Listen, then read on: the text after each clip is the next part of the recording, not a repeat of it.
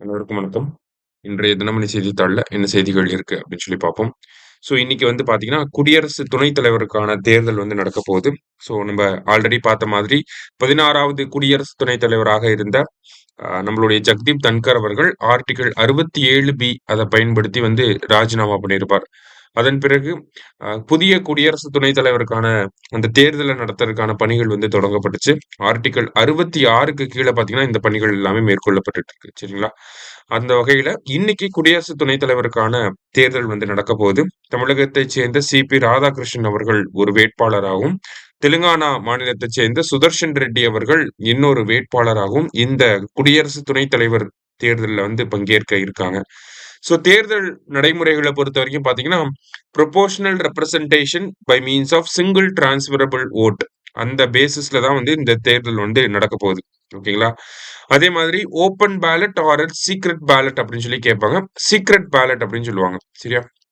ரகசிய வாக்குச்சீட்டு முறையில தான் இது இந்த தேர்தல் குடியரசு துணைத் தலைவர் தேர்தல் நடத்தப்பட இருக்கு. சரியா? பிரசிடென்ட் எலெக்ஷனும் வைஸ் பிரசிடென்ட் எலெக்ஷனும் சீக்ரெட் பேலட் தான். அதாவது ரகசிய வாக்குச்சீட்டு முறையில் கீழே தான் நடத்தப்படும். ராஜ்யசபா எலெக்ஷன் மட்டும்தான் ஓப்பன் பேலட் அப்படின்னு சொல்லுவாங்க. சரியா? இப்போ நமக்கு குடியரசு துணைத் தலைவர் தேர்தல் சீக்ரெட் பேலட்ல நடக்கிறனால பாத்தீங்கன்னா, நமக்கு நம்மளுடைய பொதுவா நம்ம பாராளுமன்றத்துல இருக்கோம், நம்ம ஒரு எம்பியா இருக்கோம் அப்படின்னா, நம்ம கட்சியோட கொறடா என்ன சொல்றாரோ அததான் நம்ம கேட்டு நடக்கணும். நம்ம பார்ட்டியோட விப் அப்படின்னு சொல்லுவாங்க இல்லையா? அந்த விப் என்ன சொல்றாரோ அதை கேட்டுதான் நம்ம நடக்கணும். இவங்களுக்கு இந்த மசோதாவுக்கு நம்ம ஆதரவா இருக்கலாம், இந்த மசோதாவுக்கு நம்ம வாக்கு அளிக்க வேண்டாம் அப்படிலாம் நம்ம கட்சி கொறடா சொல்லிட்டாரு அப்படின்னா அதுதான் நம்ம பண்ணி ஆகணும் இல்லையா? ஆனா குடியரசு துணைத் தலைவர் தேர்தலுக்கு பாத்தீங்கன்னா அந்த ஒரு நடைமுறை இருக்காது. நம்மளுடைய கட்சி கொறடா சொல்லக்கூடிய விஷயங்களை நம்ம கட்டாயம் கேட்கணும் அப்படிங்கிற அவசியம் கிடையாது. ஏன்னா தேர்தல் ரகசிய வாக்குச்சீட்டு முறையின் கீழே நடக்கிறனால. சரிங்களா?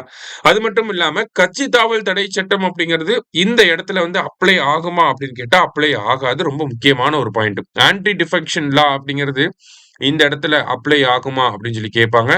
It is not applicable because the voting is by secret ballot and we don't have to follow the directions given by our party whip. சரியா? நம்மளுடைய கட்சி கொறடா சொல்லக்கூடிய விஷயங்களை நம்ம ஃபாலோ பண்ணுங்கிற கட்டாயம் கிடையாது இந்த இடத்துல. அதனால நமக்கு ஆன்டி டிஃபெக்ஷன் லா கட்சி தாவல் தடை சட்டம் அப்படிங்கிறது நம்ம மேல கொண்டு வர மாட்டாங்க. சரியா? இதை இந்த இடத்துல நம்ம முக்கியமா நோட் பண்ணோம். அதே மாதிரி பாத்தீங்கன்னா வாய்ப்புகள் அடிப்படையில பாக்குறப்ப சி.பி. ராதாகிருஷ்ணன் அவர்களுக்கு அதிக வாய்ப்பு இருக்கு குடியரசு துணைத் தலைவர் ஆகிறதுக்கு. இப்படி ஆனார் அப்படின்னா தமிழகத்திலிருந்து 3வது நபராக இருப்பார் சி.பி. ராதாகிருஷ்ணன் அவர்கள். முதல்ல யாரு பாத்தீங்கன்னா சர்வப்பள்ளி ராதாகிருஷ்ணன் அவர்கள் 1952 இருந்து 62 வரைக்கும் இருந்திருப்பாங்க. அதன் பிறகு 7வது துணை குடியரசுத் தலைவராக இருந்தவர் தான் நம்மளுடைய வெங்கட்ராமன் அவர்கள் 1984 இருந்து 87 வரைக்கும் இருந்திருப்பாங்க. இப்போ இன்கேஸ் சி.பி. ராதாகிருஷ்ணன் அவர்கள் வெற்றி பெற்றுட்டார் அப்படின்னு பாத்தீங்கன்னா 17வது துணை குடியரசுத் தலைவராக வருவதற்கான வாய்ப்புகள் அதிகமாக இருக்கு. சரியா? அதான் நம்ம முதல் செய்தியில பாக்குறோம். மத்தபடி பாத்தீங்க அப்படின்னா நம்ம முதலமைச்சர் லண்டன், ஜெர்மனி எல்லாம் போயிட்டு வந்திருப்பாரு. யூகே, ஜெர்மனி எல்லாம் போயிட்டு வந்திருக்காரு. கிட்டத்தட்ட முதலீடுகள் அப்படின்னு சொல்லி பாத்தீங்கன்னா 15,000 கோடிக்கு ரூபாய்க்கான முதலீடுகள் இருக்கு. 33 MOU மெமரண்டம் ஆஃப் அண்டர்ஸ்டாண்டிங் அப்படின்னு சொல்லுவாங்க. புரிந்துணர்வு ஒப்பந்தங்கள் கையெழுத்தாயிருக்கு. கிட்டத்தட்ட 17,613 பேருக்கு வேலை வாய்ப்புகள் உருவாக்கப்படும் அப்படிங்கறத சொல்லியிருக்காரு. அதை தாண்டி அவருடைய வெளிநாட்டு பயணங்கள்ல சிறப்புமிக்க இன்னொரு நிகழ்வு என்ன அப்படின்னு சொல்லி பாத்தீங்கன்னா ஆக்ஸ்போர்ட் பல்கலைக்கழகத்துல சுயமரியாதை இயக்கம் சார்பாக ஒரு உரையை நிகழ்த்தி இருப்பாரு. அது மட்டும் இல்லாம பெரியாருடைய உருவப்படம் போர்ட்ரைட் அப்படின்னு சொல்லுவாங்க. அதையும் ஆக்ஸ்போர்ட் பல்கலைக்கழகத்துல திறந்து வச்சிருப்பாரு. சரியா? இது 2 முக்கியமான விஷயங்களா இருந்துச்சு. அதை தாண்டி இன்றைய திருக்குறள். இன்றைய திருக்குறள் அப்படின்னு சொல்லி பாத்தீங்கன்னா அடுக்கி வரினும் அழிவிலான் உற்ற இடுக்கண் இடுக்கண் படும் அப்படின்னு சொல்லி கொடுத்திருக்காங்க.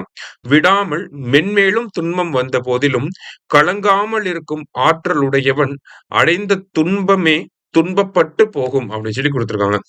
நமக்கு எவ்வளவுதான் கஷ்டம் வந்தாலும் நம்ம கலங்காமல் இருக்கும். என்னதான் வேணாலும் பாத்துக்கலாம் அப்படின்ற மாதிரி இருக்கோம் அப்படின்னா அந்த துன்பமே துன்பப்பட்டு நம்மளை விட்டுட்டு போயிரும் அப்படின்னு சொல்லி சொல்றாங்க. டிஃபிகல்ட் ஃபேஸஸ் வரும். ஆனா குட் ஃபேஸஸ் ஆர் ஆல்சோ தேர் அப்படிங்கிற மாதிரியான ஒரு கருத்தை தான் நம்ம திருவள்ளுவர் சொல்ல வர்றார். திருக்குறள் எண் 625 அதிகாரம் இடுக்கண் அழியாமை அப்படிங்கிற அதிகாரத்துல. சரியா? இன்றைய செய்தித்தாள்ல இருந்து முக்கிய விஷயங்கள் எல்லாத்தையுமே பார்த்திருக்கோம். நன்றி. சுரேஷ் IAS அகாடமி வெற்றியின் முகவரி.